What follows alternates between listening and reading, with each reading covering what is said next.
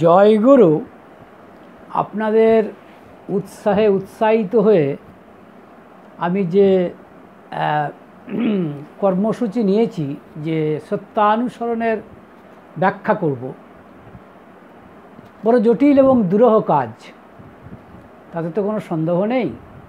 তবু চেষ্টা করা, আমার মনে হয় আমার ব্যাপারটাও যেন ঠাকুরের এই দুর্বলতা চ্যাপ্টারের একটি অংশে যেন ঠাকুর আমাকে উৎসাহ দিচ্ছেন। কীরকম? কারণ এই দুর্বলতা চ্যাপ্টারেরই একটি অংশ আপনাদের কাছে আজকে ব্যাখ্যা করব। আমি আগে পড়ি। বলছেন, হটে যাওয়াটা বরং দুর্বলতা নয় কো, কিন্তু চেষ্টা না করাই দুর্বলতা। তুমি কোনো কিছু করতে প্রাণপণ চেষ্টা করা সত্ত্বেও যদি বিফল মনোরথ হও, ক্ষতি নাই, তুমি ছেড়ো না। ওই অম্লান চেষ্টাই তোমাকে মুক্তির দিকে নিয়ে যাবে।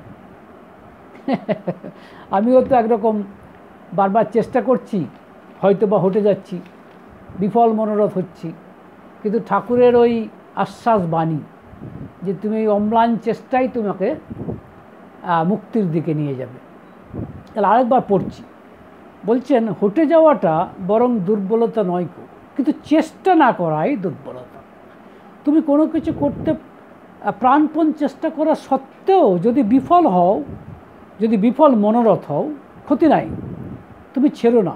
ওই অম্লান চেষ্টাই তোমাকে মুক্তির দিকে নিয়ে যাবে। আমি একটু ইংরেজিটাও বলছি, কারণ এই যে হটে যাওয়া, এটা আসলে ফেলিওর। হ্যাঁ, ইংরেজিতে। তাহলে ইংরেজিতে কি? Failure need not be weakness, to fail to try is weakness. If despite your all out effort in anything you fail to succeed, no harm, carry on, don't stop. That unblemished effort must carry you toward the goal. Let me repeat it again. Failure need not be weakness. To fail to try is weakness. If despite your all out effort in anything you fail to succeed, no harm, carry on, don't stop. That unblemished effort must carry you toward the goal. দেখুন, এই মুক্তিটাকে ইংরেজিতে কিন্তু করা হচ্ছে গোল, অর্থাৎ উদ্দেশ্যটা কি। এখন ঠাকুর আমাদের কিন্তু উদ্দেশ্যটা নিঃসন্দেহে অমৃতত্ব লাভের কথা বলছে। কারণ আমরা তো, এবং গীতার কথাও তাই, যেমন দেখেন না, গীতার ধ্যান অংশে, যদিও এটা অরিজিনাল জিনিস, অরিজিনাল গীতা নয়, মানে অরিজিনাল অংশের মধ্যে নয়, কিন্তু গীতার ধ্যান অংশে আমরা বলি, অদ্বৈতামৃতবর্ষিণীম ভগবতীম অষ্টাদশাধ্যায়িনীম অম্ম তামনুসন্দধামি ভগবত গীতে ভবদ্বেষিণীম। এই যে অদ্বৈত অমৃতভাষিনী, কারণ গীতা অদ্বৈতবাদের কথা বলে, অর্থাৎ ঈশ্বর এক, এবং অমৃতভাষিনী মানে অমৃতত্বের কথা বলে। আমি ছিলাম, আমি আছি, আমি থাকবো। এই যে অমৃতত্ব, এটাই ঠাকুর গোল বলছেন যে তোমাকে মুক্তির দিকে নিয়ে যাবে।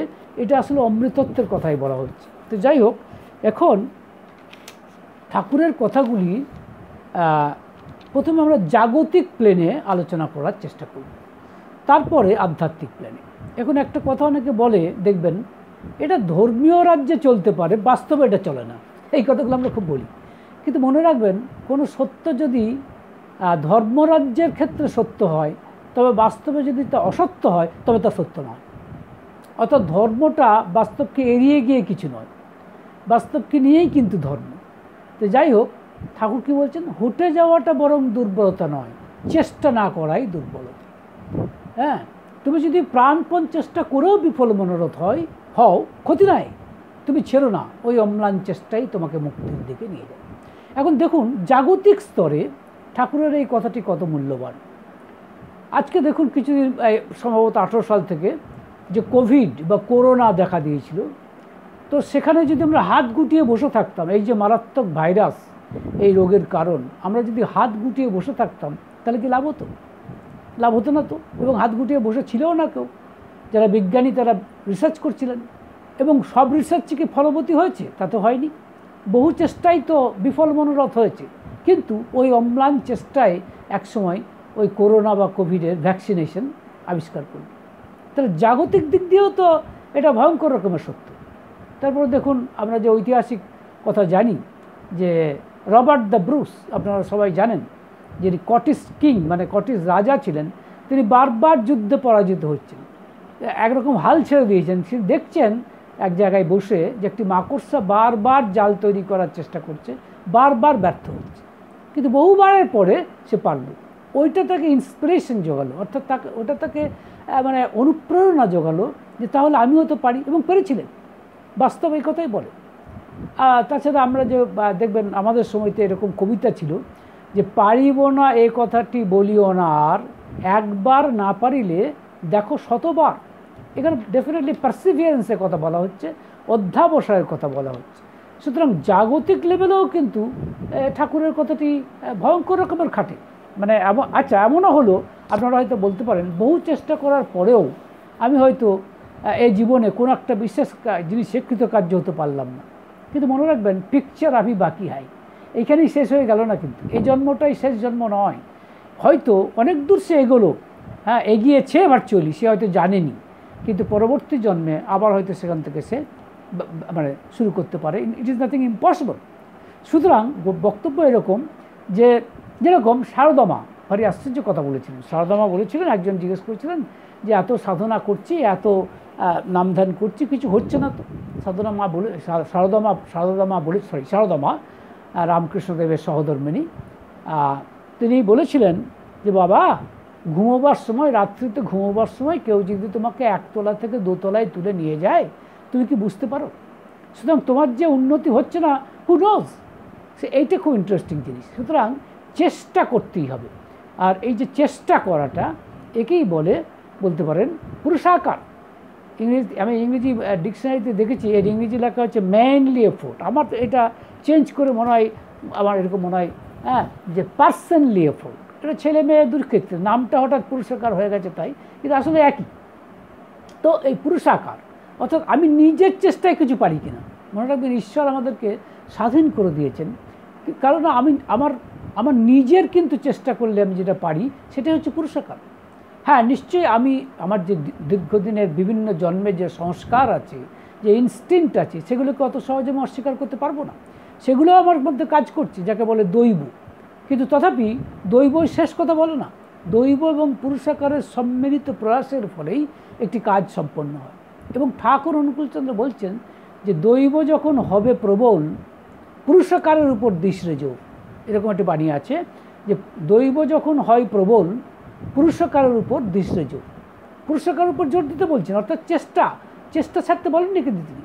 এবং তিনি নিজের জীবনে কত চেষ্টা করেছেন দেখুন, কত লোকের অসুস্থ হয়েছেন, তিনি ওষুধ তৈরি করেছেন মানুষের উপকারার্থে।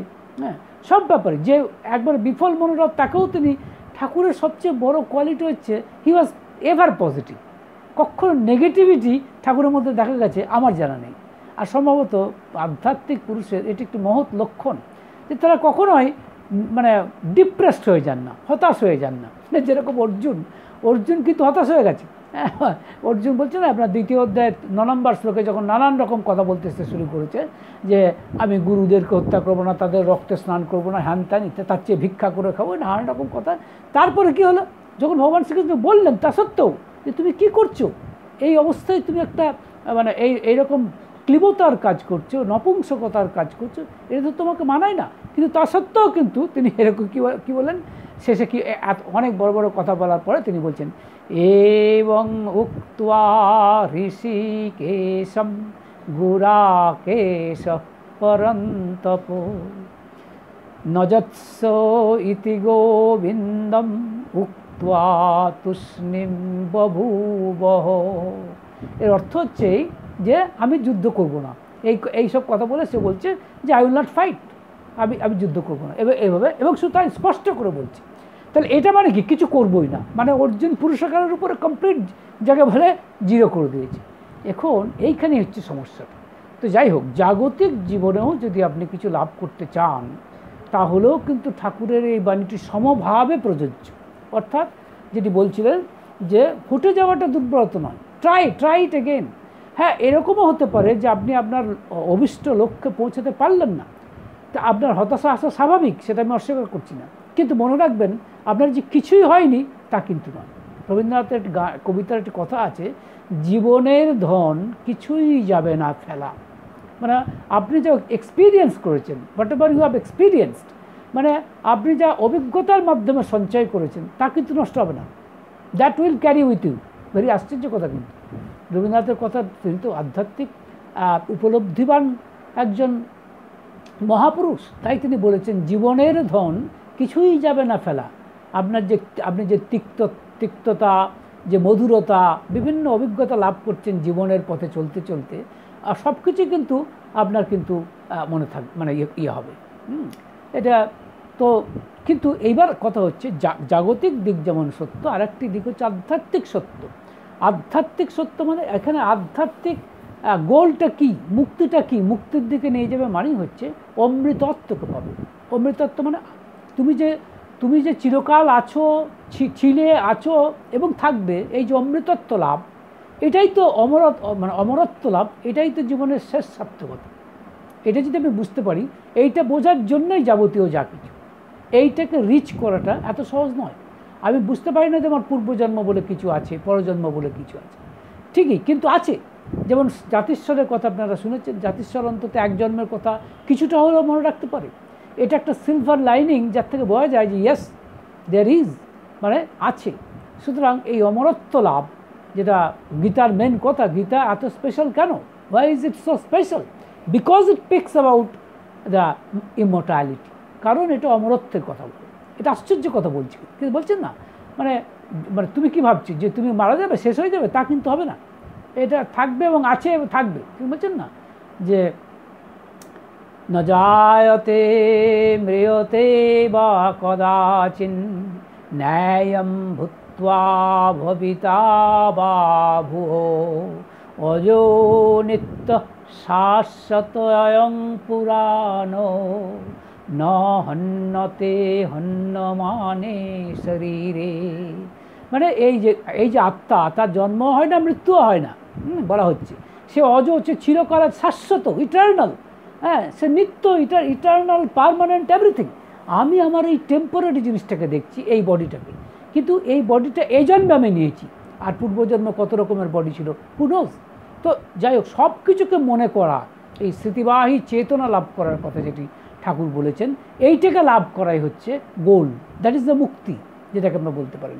কারণ আমরা জন্ম মৃত্যুর চক্রের মধ্যে দিয়ে ঘুরছি, we are in the cycle of birth and death cycle, এবং এটা ভালো জিনিস নয়। এখান থেকে বেরিয়ে আসতে হবে, will have to come out from this vicious cycle.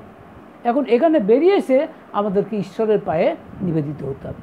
যেখান থেকে এসেছি সেই ব্রহ্ম থেকে, সেই ব্রহ্মে গিয়েই লীন হতে হবে, যত তাড়াতাড়ি পারি, as early as possible. That is the গোল। অর্থাৎ সোজা কথাই সে অমৃতত্বকে লাভ করা।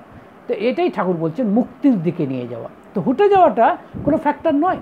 আর একটি কথা, এই যে ঠাকুর বলছেন যে তুমি ছেড়ো না, এই যে তুমি, এই কথাটা কাকে বলছেন? এটা কি সাধু সন্ন্যাসীকে উল্লেখ করে বলছেন, যারা নাকি ধরুন আধ্যাত্মিক পথে যাচ্ছেন, তাদেরকে উল্লেখ করে বলছেন? হ্যাঁ, তাদেরকেও বটে।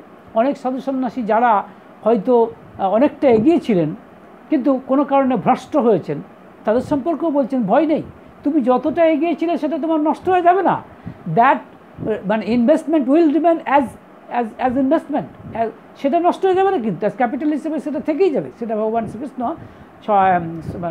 শ্রীকৃষ্ণ যেটি 6ষ্ঠ অধ্যায়ের 41 নম্বর শ্লোকে বলছেন, প্রাপ্য পুণ্য কৃতান লোকম উষিতা শাশ্বতি সমাহ সূচীনাম শ্রীমতাম গেহে যোগভ্রষ্ট অভিজায়তে।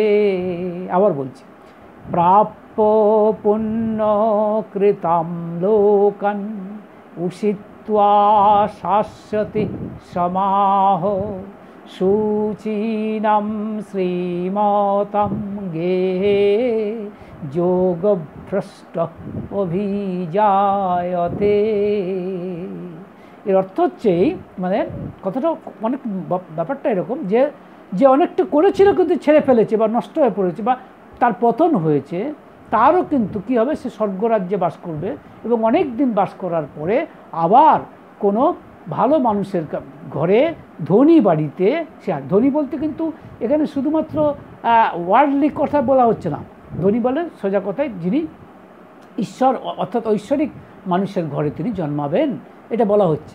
বলছেন কি, the attaining the world's of righteous for very many eternal years, he will born to a family of a more or less righteous person, but that is of a pious person as well as prosperous person। এই কথাটা এর মধ্যে দিয়ে বলা হচ্ছে, 6ষ্ঠ অধ্যায়ের 41 নম্বর শ্লোকে বলা হচ্ছে। তার মানে তারও ভয় নেই, হোয়াট এভার হি ডিড সেটা নষ্ট হয়ে যাবে না। কিন্তু এইখানে খুব ইন্টারেস্টিং ব্যাপার, বুঝলেন, একটা কথা আছে যে সব ব্যাংক ফেল করে যেতে পারে, আমি অন্তত মনে করি অনুকূল ব্যাংক ফেল করবে না। হোয়াট এভার ইউ ডু, আপনি যতটুকু করবেন ঠাকুরের জন্য, that will increase at a, যেটাকে বলে কম্পাউন্ড ইন্টারেস্ট, যেটাকে কী বলে যেন আমি জানি না ঠিক, হ্যাঁ যেটাকে বলে আই থিঙ্ক কী ইন্টারেস্ট বলে যেন, I think cumulative interest or like that, I cannot recall it right at the moment.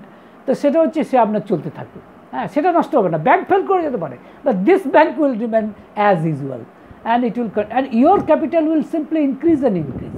এই কথাই বলছি। কিন্তু শুধু সাধু সন্ন্যাসীদের জন্য নয়, যে লোক চোর, বদমাস, অতি বদমাস, তার জন্য এই কথা ঠাকুর বলছেন, বড় আশ্চর্য কথা, তার জন্য কিন্তু আধ্যাত্মিকতার পথ খোলা।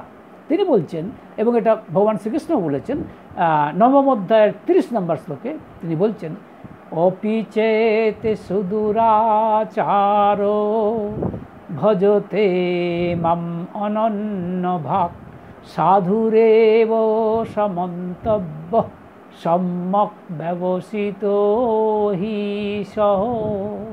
আবার বলছেন অপি চেত সুদূরাচার ভজতে মাম অনন্য ভাগ সাধুরেব সমন্তব্য সম্যক ব্যবসিত হি সহ।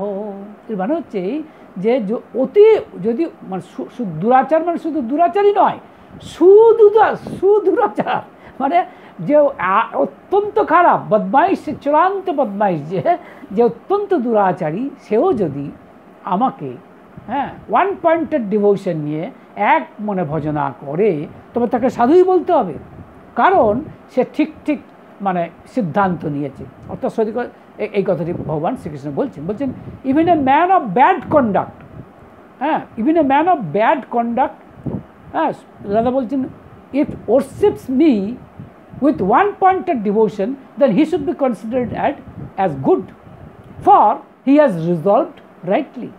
মানে সে কিন্তু ঠিক সিদ্ধান্তই নিয়েছে, মানে আমাকে ভজনা করছে।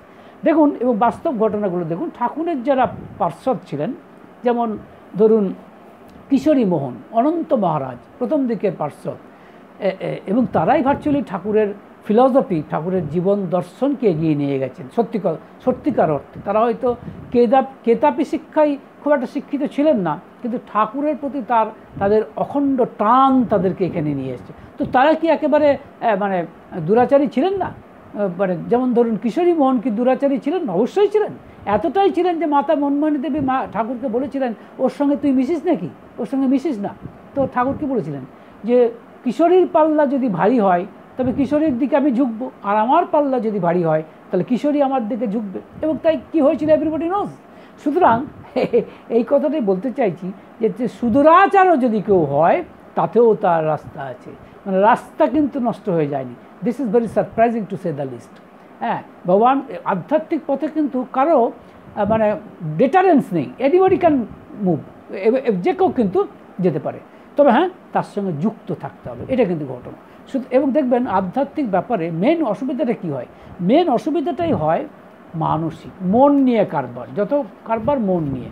এখন মনে দেখবেন আমরা অনেক সময় কি করব, পুরনো সংস্কার নিয়ে এসেছি, তো তাই সংস্কারে বসে অন্যকে ছোট করতে, হেয় করতে আমরা এক্সপার্ট। আপনারা টিভি ডিবেটের যদি দেখেন, তাহলে দেখবেন একজন আরেকজন যে কথা বলছে খারাপ কথা, আমরা হলে রেগে যেতাম, কিন্তু সে না রেগে বলছে, বাহ উনি তো ঠিক কথাই বলেছেন, সঠিক কথাই বলেছেন বলে কিন্তু তার নিন্দা করছে। ইংরেজিতে কী বলে জানেন? পানিং, PUNNING, পানিং। এই পানিং জিনিসটা অত্যন্ত বদমাইশ চরিত্রের লোকের লক্ষণ, মনে রাখবেন। ভালো লোকের লক্ষণ নয়। ভালো লোক যে সে বরং একটু চটে যাবে, কিন্তু সঠিক কথাটাই বলবে। এই যে পানিং করছে, they are actually wrong person, there is no doubt about it. Anyway, কিন্তু কী করবো, সে করে আসছে, সংস্কারে আসছে ইনস্ট্যান্ট। এখন মুশকিল হচ্ছে, দেখুন পাহাড় থেকে নদী বেরিয়ে এসেছে, নদী সমতলে চলে এসেছে। এখন নদীকে যদি আপনি বলেন তুমি উল্টো পথে চলো, অর্থাৎ তুমি পাহাড়ের দিকে চলো, না, is it possible? It very difficult but not impossible. Remember, এটাও আশ্চর্য। মানে পাহাড় থেকে নদী বেরিয়ে এসে সমতলে এসেছে, এবং আপনি বলছেন যে মানে কি, যে ইনস্টিংক্টটা, আমি খারাপ ইনস্টিংক্টে আছি, কিছু করার নেই। দেখবেন একটি সিনেমা দেখেছিলাম, যেখানে একটি মেয়ে, সে কোনো কারণে হয়তো পতিতাপল্লীতে যেতে বাধ্য হয়েছিলেন, সেইখানকার কালচারে তিনি অভ্যস্ত ছিলেন। পরবর্তী ক্ষেত্রে তাকে একটি ভালো এনভায়রনমেন্টে নিয়ে আসা হয়েছে। সম্ভবত তার দাদা অভিনয়টা করেছিলেন, সম্ভবত অপর্ণা সেন, আর দাদার ভূমিকা পালন করেছিলেন, আমি এক্স্যাক্টলি নামটা মনে করতে পারছি না। তো সেখানে তিনি দাদার সাথে ভালোভাবেই সেই পুরনো ইতিহাস ভুলে যেতে চাইতেন, কিন্তু মাঝে মাঝে স্ল্যাং ল্যাঙ্গুয়েজগুলো চলে আসছে। তিনি লজ্জা পাচ্ছেন, কারণ ইনস্ট্যান্ট, কিছু করার নেই। সেই রকম আমাদের তো তাই হয়েছে, আমরা দীর্ঘদিন ধরে খারাপ কাজ করে বসে আছি। So how can I expect যে আমি ভালো জায়গাতে যেতে পারবো? কিন্তু উল্টো দিকে আমাদের চলতে হবে। সুতরাং নট সো ইজি। কিন্তু ঠাকুর আমাদের মানে বলতে পারেন দেখাচ্ছেন, মানে সোজা কথায় ঠাকুর আমাদের পথ দেখাচ্ছেন এইভাবে যে তুমি ভয় পেও না, তুমি এগিয়ে চলো, কিন্তু তোমাকে কিছু করতে হবে, you will have to do. মানে পুরুষাকারের উপর জোর দিতে বলছেন, বারবার ঠাকুর পুরুষাকারের উপর জোর দিতে। কিন্তু একটা কথা, আধ্যাত্মিক পথে আপনি আপনার নিজের ক্ষমতায় কিন্তু শেষ পর্যন্ত যেতে পারবেন না, unless you take assistance of the মানে ফাদার দ্য সুপ্রিম, মানে পুরুষোত্তমের সাহায্য ছাড়া। এবং মনে রাখবেন, পুরুষোত্তম কিন্তু আসেন সদ্গুরু হিসেবে। যখন তিনি সদ্গুরু হিসেবে আসেন, তখন তাকে ধরতে হয়, তার দীক্ষা গ্রহণ করতে। That is the most easiest way. মানে গীতাতেই ভগবান শ্রীকৃষ্ণ বলছেন ভক্তিযোগ সব থেকে সহজতর, কারণ জ্ঞানযোগ এত সহজ নয়। তিনি পরিষ্কার এই কথা বলেছেন না, ক্লেশোধিকতর তেষাম অব্যক্তা চেতসাম অব্যক্তা হি গতির দুঃখম দেহবৎ ভীর ব্যাপতে। মানে নিরাকারের সাধনা করা যাবে না, সাকারের সাধনা করতে হবে, এবং ভক্তিযোগে। দ্যাট ইজ, রামকৃষ্ণদেব কী বলছেন যে কলিযুগে নারদিয়া ভক্তিযোগ, তাই তার দীক্ষা নিতে হবে, তার সাথে অ্যাটাচড হতে হবে। ইউল হ্যাভ টু, মানে আপনাকে you'll have to attached with the supreme Lord, otherwise thing is not so easy. Otherwise রাস্তা তো সহজ নয়, একটা জায়গা পর্যন্ত গিয়ে আপনাকে থেমে যেতে হবে। এখন আপনি যদি তর্ক করেন, না আমি নিজের ক্ষমতায় করছি, সো আপনি চেষ্টা করে দেখুন। এখন বলে না, মহাজ্ঞানী মহাজন যে পথে করে ভ্রমণ, সেই তাদের কথা তো আমাদের শুনতে হবে। সুতরাং তাকে ধরতে হবে, কারণ শেষ পর্যন্ত তার সাথে যুক্ত না হলে কিন্তু it's not easy. Actually it is almost impossible to say the list.